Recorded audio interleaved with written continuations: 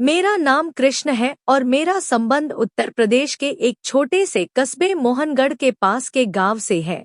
पिताजी की नौकरी बेंगलुरु में हो गई थी और हम सब वहीं शिफ्ट हो गए थे। यह उन दिनों की बात है जब मैंने 12वीं की परीक्षा देकर छुट्टी पाई थी और मेरा ज्यादातर समय दोस्तों के साथ घूमने और इंटरनेट पर बीतता था। कोई खास काम नहीं था। एक दिन मैंने मोहनगढ़ में अपने पैतृक घर जाने का कार्यक्रम बनाया, जहां अब मेरी दादी माँ और 2 चाचा जी और उनकी परिवार रहती हैं। बड़े चाचा जी जो सरकारी कर्मचारी थे, अब इस दुनिया में नहीं हैं। उनके 2 बच्चे हैं। बेटा 16 साल का है और बेटी 14 साल की है। छोटे चाचा जी की अभी शादी नहीं हुई, वह भी सरकारी कर्मचारी हैं। मैं वहां शाम को पहुंचा तो बहुत गर्मी थी। जेठ का महीना चल रहा था जिसमें सूरज आग बरसा रहा होता है। मुझे देखकर सब बहुत खुश हुए। हम सब ने मिलकर रात का खाना खाया और सोने की तैयारी करने लगे। गांव और देहातों का माहौल ऐसा ही होता है कि लोग खुली छत पर चारपाइयां बिछाकर सोते हैं। छोटे चाचा जी और बड़े चाचा जी का बेटा मेरा चचेरा भाई नीचे अपने कमरे में ही सोते थे। वैसे भी मेरे चचेरे भाई को रात देर तक टीवी देखने का शौक था। चाची जी ने मेरी चारपाई भी छत पर लगा दी थी। मैं सफर की वजह से बहुत थका हुआ था और चारपाई पर लेटते ही कुछ ही देर में मेरी आंख लग गई। रात को जब सब सो रहे थे, अचानक मुझे गर्मी और प्यास की शिद्दत महसूस हुई और मेरी आंख खुल गई। साथ वाली चारपाई पर चाची जी सोई हुई थी। जब मैंने देखा तो उनकी चारपाई खाली थी। मैंने सोचा शायद वह शौचालय गई होंगी या प्यास लगने की वजह से पानी पीने गई होंगी। मैं चारपाई से उठा और छत पर बने एक छोटे से कमरे की तरफ चल पड़ा, जहां पानी का ठंडा मटका रखा हुआ था। जब मैं कमरे के दरवाजे पर पहुंचा तो दरवाजा बंद था, लेकिन दरवाजे के नीचे से हल्की सी रोशनी छनकर बाहर आ रही थी। मुझे पहले तो हैरानी हुई, अगर चाची जी पानी पीने आई है तो दरवाजा बंद करके क्यों पानी पी रही हैं? और अगर वह अंदर नहीं है तो फिर यह रोशनी किस चीज की है? मैंने दरवाजे को हल्का सा धकेल कर खोलने की कोशिश की तो वह अंदर से कुंडी लगी हुई थी। मैं अभी इसी सोच में था कि मुझे अंदर से किसी के दरवाजे की तरफ चलकर आने की आवाज आई। मैंने जल्दी से यहाँ वहाँ देखा। मुझे कमरे के साथ बाहर वाली साइड पर एक तुलसी का चबूतरा नजर आया। उसकी पिछली साइड पर कोई 2 से 3 फीट जगह खाली थी। मैं जल्दी से वहां जाकर छिप गया।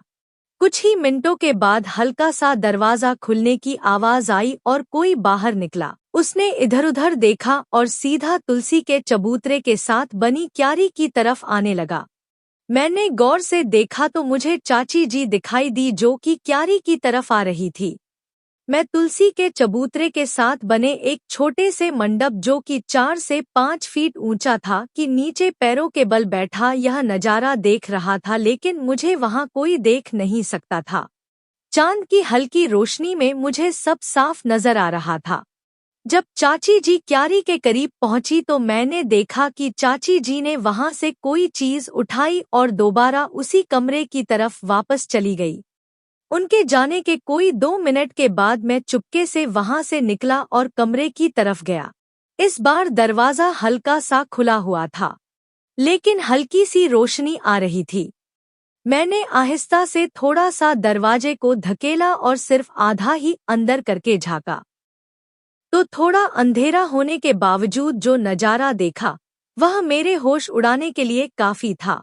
अंदर चाची जी बाई और एक कोने में एक चारपाई पर बैठी हुई थी और खुद से खेल रही थी। यह नजारा देखकर मैं होश खो बैठा और जब लगभग 10 सेकंड के बाद मैं कल्पनाओं की दुनिया से वापस आया और जब आंखें खोली तो मेरे पैरों तले जमीन खिसक गई। जब मैंने आंखें खोली तो देखा चाची जी का रंग उड़ा हुआ था और उनकी नजरें मेरे चेहरे पर थी। मैं अभी डर और शर्मिंदगी की सोच में था कि चाची जी की आवाज मेरे कानों तक पहुंची। कृष्ण तुम यहाँ क्या कर रहे हो? मैं बिना चाची जी की तरफ देखे तेजी से चलता हुआ सीढ़ियाँ उतरकर नीचे वाले कमरे में जाकर अंदर से कुंडी लगाकर बैठ गया और डर और शर्मिंदगी से सोचने लगा कि अब आगे क्या होगा। मैं चाची जी का सामना कैसे करूँगा? अगर उन्होंने किसी को बता दिया तो पिताजी की मार और खासकर सबसे छोटे चाचा जी के बारे में सोचकर ही मैं डर रहा था। मेरे छोटे चाचा जी सख्त मिजाज के मालिक थे और मैंने बचपन में उनसे बहुत बार मार खाई थी। मैं वहाँ आधे घंटे तक बैठा रहा और सोचता रहा और फिर हिम्मत करके उठा, मुंह हाथ धोया और दबे पांव चलता हुआ छत पर आ गया। पहले चाची जी की चारपाई देखी तो वह दूसरी तरफ मुंह करके लेटी हुई थी। मैं चुपके से आकर बिना कोई आवाज किए अपनी चारपाई पर आकर लेट गया और सुबह का इंतजार करते करते न जाने कब आँख लग गई और मैं सो गया। सुबह कोई 9 बजे का वक्त था जब मेरी चचेरी बहन ने मुझे आकर जगाया कि कृष्ण भैया उठो, दादी माँ और माँ नीचे नाश्ते के लिए बुला रही हैं। मैं अचकचाता हुआ उठा और सीधा शौचालय में घुस गया। नहा धोकर नाश्ते के लिए सबके साथ बैठ गया। दादी माँ और बच्चे भी नाश्ता कर रहे थे। छोटे चाचा जी अखबार पढ़ रहे थे और साथ साथ नाश्ता भी कर रहे थे और चाची जी रसोई से चीजें लाकर नाश्ता लगा रही थी। मैं चोरी चोरी चाची जी की तरफ ही देख रहा था। जब नाश्ता लग गया तो चाची जी भी आकर नाश्ता करने लगी। जब मेरी और चाची जी की नजरें मिली तो हम दोनों ने फौरन नजरें चुरा ली। हम दोनों एक दूसरे से नजरें नहीं मिला पा रहे थे। मैं बार बार चाची जी की तरफ देख रहा था। अचानक चाची जी ने मुझे गुस्से भरी नजरों से देखा तो मैं डर गया और मुंह नीचे करके नाश्ता करने लगा। एक अजीब सा डर दिल में था कि चाची जी ने नाश्ते के बाद अगर चाचा जी को बता दिया तो मेरी खैर नहीं है। आज इसी सोच में निवाला गले से मुश्किल से उतर रहा था। मैं इन्हीं सोचों में गुम था कि छोटे चाचा जी बोले, बच्चों बस्ते उठा लो, स्कूल जाने का समय हो गया है। और मुझे कहा, कृष्ण बेटा शाम को ड्यूटी के बाद तुमसे बातें करेंगे। मैंने बस इतना ही कहा, जी चाचा जी, और वह कुछ ही मिनटों के बाद बच्चों के साथ चले गए। दादी माँ अपने कमरे में चली गई और चाची जी बर्तन उठाकर रसोई में रखने लगी। मैं भी चुपके से उठा और टीवी वाले कमरे में बैठकर टीवी देखने लगा। टीवी में खास मन नहीं लग रहा था। बार बार एक ही बात दिमाग में आ रही थी कि अभी तक चाची जी ने चाचा जी को रात वाली बात नहीं बताई है, लेकिन वह चाचा जी को किसी भी वक्त बता देंगी तो फिर क्या होगा। बस यही डर मुझे खाए जा रहा था। रसोई से चाची जी के बर्तन धोने की आवाज आ रही थी। फिर कुछ देर बाद मैंने देखा कि चाची जी पूरे घर में झाड़ू लगाने लगी,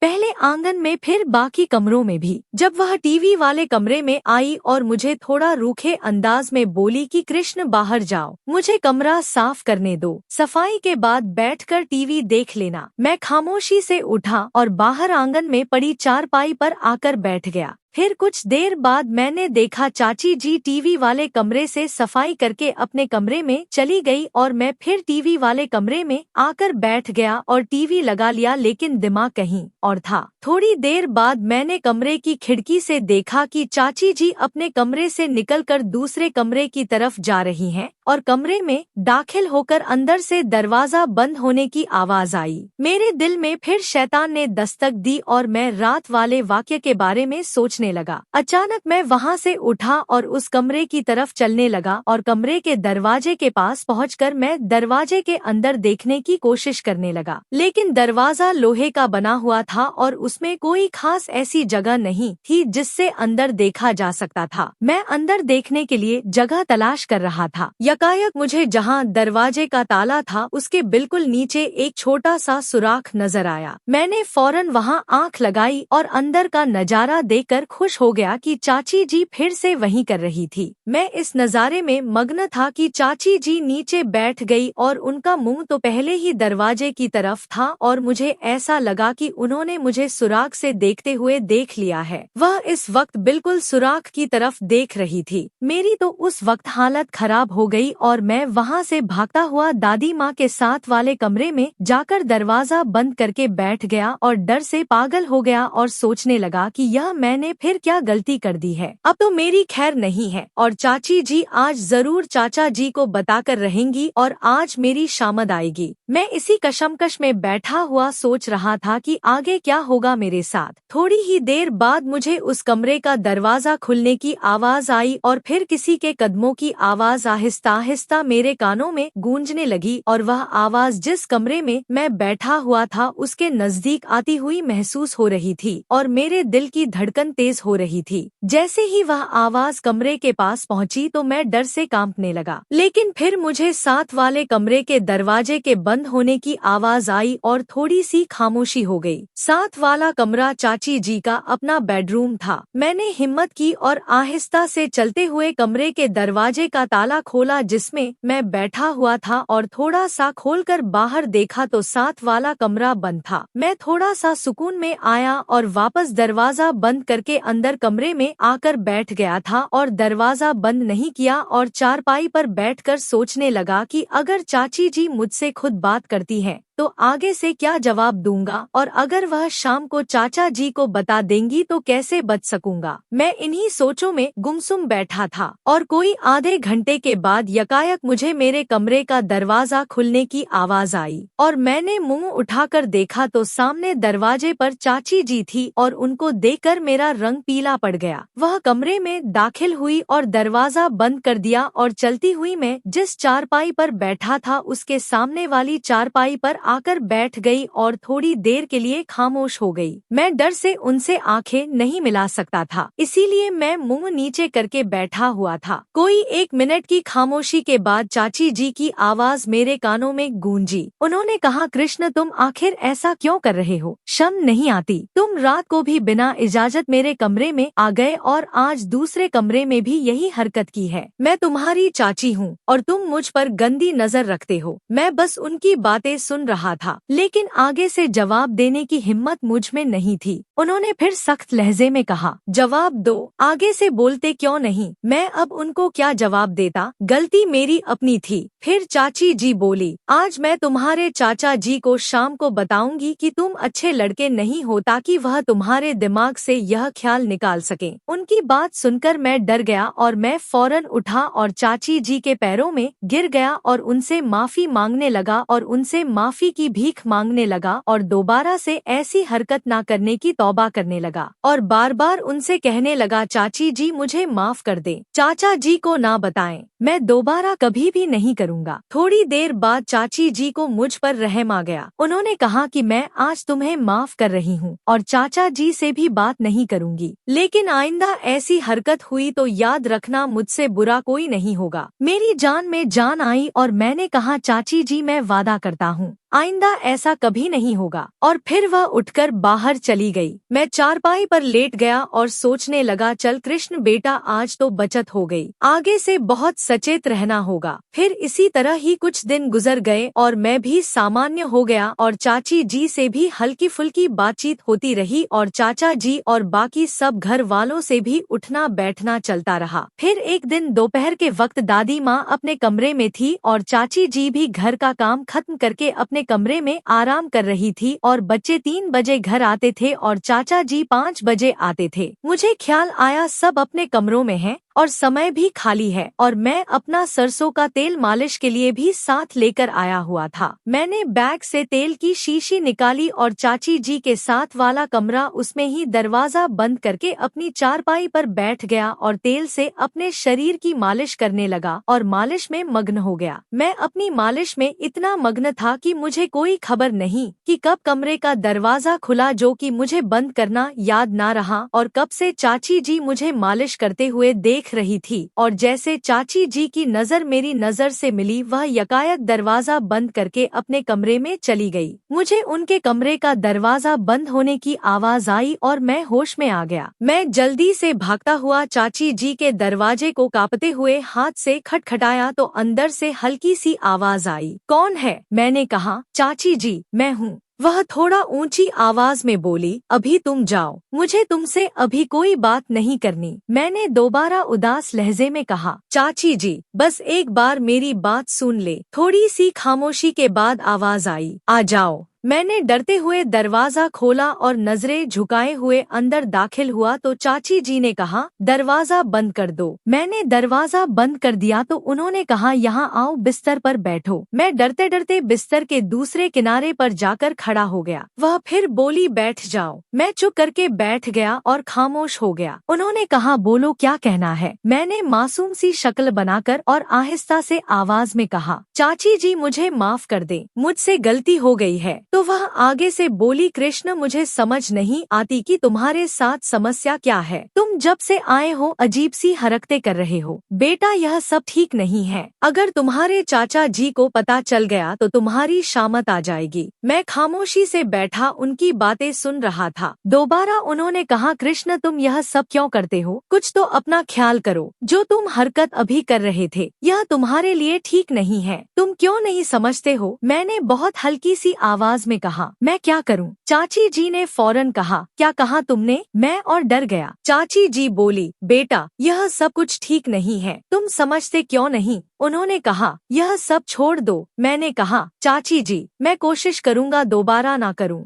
लेकिन अब किसी को ना बताएं। उन्होंने कहा, ठीक है, तुम दोबारा नहीं करोगे तो मैं किसी से भी बात नहीं करूंगी। मैंने कहा, शुक्रिया। तो मैं उठकर बाहर चला गया और जाकर टीवी वाले कमरे में बैठकर टीवी देखने लगा। उस दिन फिर कुछ खास बात ना हुई। चाचा जी के साथ रात में पढ़ाई के संबंधित बातें होती रही और मैं रात को सोने तक चाची जी से बचता रहा और दिन गुजर गया। अगले दिन मैं सुबह उठा और नाश्ता किया। सब अपने अपने कामों में लग गए। मैं टीवी वाले कमरे में जाकर टीवी लगाकर बैठ गया। मैं टीवी देख रहा था कि कोई 10:30 बजे चाची जी अपना काम खत्म करके टीवी वाले कमरे में आई। उन्होंने कहा, कृष्ण बेटा यह पैसे लो और बाजार से जाकर दिन को पकाने के लिए सब्जी ले आओ। और मुझे पैसे देकर जाने लगी तो दरवाजे के पास पहुंचकर दोबारा बोली कि घर की चाबी रसोई के दरवाजे के साथ कील पर लटकी हुई है, जाते हुए ले जाना। हो सकता है जब तुम वापस आओ मैं नहा रही हूँ तो तुम दरवाजा खुद ही बाहर से खोलकर अंदर आ जाना। मैंने कहा, जी ठीक है, और वह अपने कमरे में चली गई। मैं वहाँ से उठा, चाबी ली और बाहर की तरफ निकल गया। यहाँ आपको बताता चलूं कि बाजार हमारे घर से कोई लगभग 1 मील दूर था। आने और जाने और सब्जी खरीदने में मुझे लगभग 1 घंटा लगना था। मैंने पैदल ही चलने का सोचा और समय भी गुजर जाना था। मैं घर से कोई थोड़ी दूर ही आया था कि मेरे पीछे से एक मोटरसाइकिल आई और मेरे पास आकर रुकी। मैंने गौर किया तो वह हमारा पड़ोसी था। मोहन काका मुझे देखकर रुक गए थे और मुझसे बोले, कृष्ण बेटा कहाँ जा रहे हो? मैंने कहा, काका बाजार जा रहा हूँ सब्जी लेने। तो वह आगे से बोले, आओ बेटा बैठो, मैं भी बाजार ही जा रहा हूँ, दवा खाने से दवाई लेनी थी। मैं उनके साथ बैठ गया और हम बाजार चले गए। वहाँ से मैंने सब्जी ली और काका ने भी दवाई ली और हम कोई लगभग 30 मिनट में ही वापस आ गए। उन्होंने मुझे मेरे घर के सामने उतारा। मैंने उनका शुक्रिया अदा किया और वह अपने घर चले गए। मैं अपने दरवाजे पर खड़ा घंटी देने लगा तो मुझे याद आया कि मेरे पास चाबी जो है, और वैसे भी चाची जी नहा रही होंगी। मैंने सब्जी का थैला नीचे रखा और जेब से चाबी निकालकर दरवाजा खोला और सब्जी का थैला उठाकर अंदर दाखिल हो गया। जब मैं अंदर हुआ तो आंगन में मुझे एक मोटरसाइकिल खड़ी नजर आई। मैंने गौर किया तो हैरान हुआ। यह चाचा जी की मोटरसाइकिल तो नहीं थी और वह इस वक्त घर नहीं हो सकते थे। वह तो ड्यूटी पर गए हुए थे और वह शाम को 5 बजे आते थे। तो यह किसकी मोटरसाइकिल है? खैर, मैंने दरवाजा बंद किया और सब्जी वाला थैला उठाकर रसोई में रखा और चाबी भी कील के साथ दोबारा लटका दी और रसोई में रखी फ्रिज में से ठंडा पानी पिया और फिर टीवी वाले कमरे की तरफ चल पड़ा। जब मैं रसोई से निकलकर चाची जी के कमरे, जो कि रसोई के साथ बना हुआ था, वहाँ से गुजरा तो मुझे उनके कमरे के दरवाजे के पास से अजीब सी हल्की हल्की आवाजें आ रही थी। मैं चौंक गया और एक तरफ हटकर खड़ा होकर सोचने लगा कि यह किसकी आवाजें हैं। मैंने देखा दरवाजा भी बंद है। मैंने आहिस्ता से दरवाजे का हैंडल घुमाकर खोलकर देखने की कोशिश की तो निराश हुआ। दरवाजा अंदर से बंद था। मैं डर भी रहा था और सोच रहा था कि अंदर कैसे देखूं कि अंदर से किस चीज की आवाजें आ रही हैं। फिर मैं कमरे की खिड़की की तरफ लपका कि हो सकता है कि वहाँ से अंदर देख सकूं। जब मैंने खिड़की के पास देखा तो मुझे खिड़की के दूसरे कोने से पर्दा थोड़ा सा हटा हुआ नजर आया। मैंने बहुत ही एहतियात से अंदर देखने की कोशिश की। अब की बार मैं कोई जोखिम नहीं लेना चाहता था। जैसे ही मैंने उस जगह से अंदर देखा तो अंदर का नजारा देखकर मैं अपने होश खो बैठा, क्योंकि अंदर का नजारा मेरे लिए दिल दहला देने के लिए काफी था। अंदर मैंने देखा सामने सोफे पर चाची जी का मामा का बेटा शर्मा जी, जो मोहनगढ़ में सरकारी स्कूल का अध्यापक था। वह सोफे पर बैठा हुआ था और चाची जी उनके साथ बैठी हुई थी और एक दूसरे से प्यार कर रहे थे। और अचानक चाची जी की नजर सीधी खिड़की पर पड़ी और उनके चेहरे की हवाइयां उड़ गई और मैं वहां से भागता हुआ दरवाजा खोलकर घर से बाहर चला गया। उस दिन घर से बाहर भाग जाने के बाद मैं शाम तक बाहर ही घूमता रहा और दिन को हुए वाक्य के संबंधित सोचता रहा और मैंने अपने दिमाग में एक योजना तैयार कर ली थी। फिर शाम को घर आ गया और घर के दरवाजे पर आकर घंटी बजाई और थोड़ी देर बाद मेरे चचेरे भाई ने दरवाजा खोला।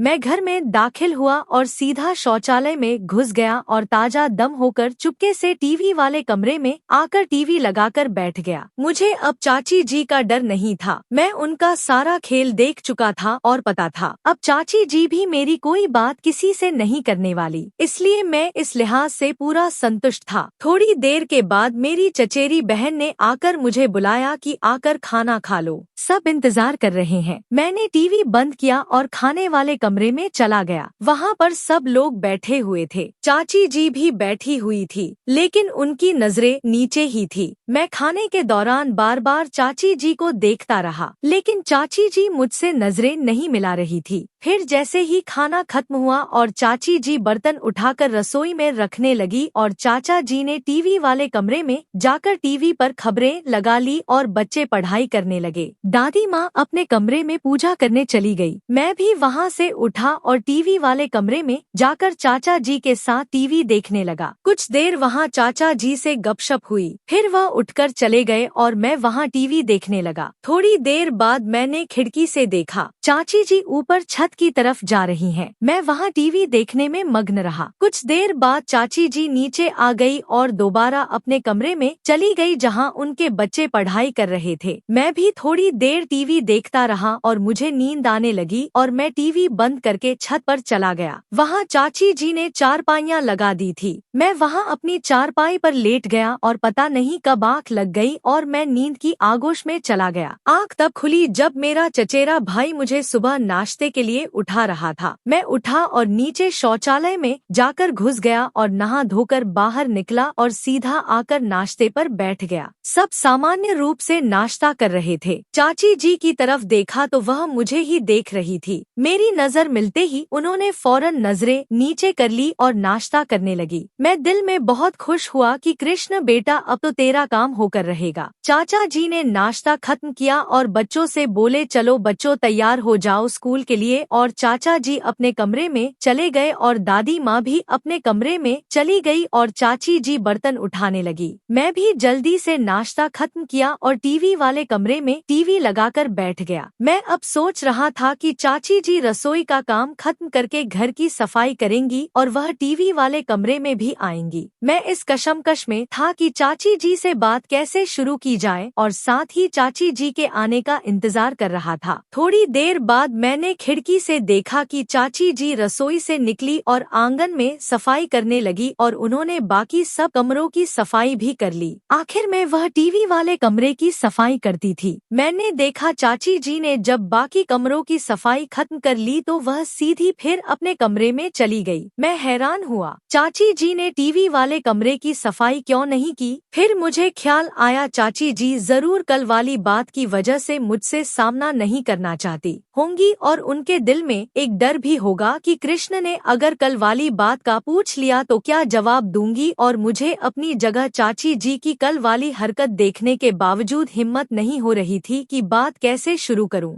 फिर मैं वहाँ पर ही बैठकर टीवी देखता रहा और दिन के 11 बज गए। मैं टीवी वाले कमरे में बैठकर अपना पूरा प्लान बना चुका था। मैंने हिम्मत की और चाची जी के कमरे की तरफ चल पड़ा और उनके दरवाजे पर जाकर खटखटाया, लेकिन अंदर से कोई आवाज नहीं आई। मैं 2 मिनट तक इंतजार करता रहा, लेकिन कोई अंदर से आवाज नहीं आई। फिर मैंने दरवाजे को हल्का सा धकेला तो दरवाजा खुल गया। मैंने आराम से दरवाजा खोलकर अंदर दाखिल हुआ तो सामने देखा चाची जी अपने बिस्तर पर बैठी हुई थी और मुझे देखते ही उनका रंग पीला पड़ गया और बहुत आहिस्ता और कांपती आवाज मेरे कानों में आई, क्या काम है? मैं आराम से चलते हुए बिस्तर के दूसरे कोने पर बैठ गया और आहिस्ता से कहा कि मुझे आपसे बात करनी थी। चाची जी बिस्तर पर ही बैठे बैठे आगे को बढ़ी और मेरे बिल्कुल नजदीक आकर मेरे घुटने को हाथ लगाकर रोने लगी और कहने लगी, कृष्ण मुझे माफ कर दो, मुझसे गलती हो गई। भगवान के लिए किसी को नहीं बताना। अगर घर में किसी को पता चल गया तो मुझे घर से निकाल देंगे और मैं किसी को मुंह दिखाने के काबिल नहीं रहूंगी। मैंने हिम्मत करके आगे से कहा, चाची जी आपने यह काम क्यों किया? आपको अपने बच्चों और घर में किसी की भी इज्जत का ख्याल नहीं था। वह और रोने लगी और कहने लगी, कृष्ण बेटा मैं भटक गई थी, भगवान के लिए मुझे माफ कर दो, मैं आइंदा दोबारा यह काम कभी नहीं करूंगी। मैंने फिर कहा, चाची जी अगर मेरी जगह चाचा जी होते और आपको यह हरकत करते देख लेते तो फिर आपका क्या हाल होना था, यह आपने सोचा है? चाची जी ने फिर घुटने पकड़ लिए और कहा, कृष्ण अब तक उनको नहीं पता और ना ही उन्होंने देखा है और भगवान के लिए ना बताओ। मैं वादा करती हूँ मैं तुम्हारी बातें राज में रखूंगी और तुम मेरी रखोगे।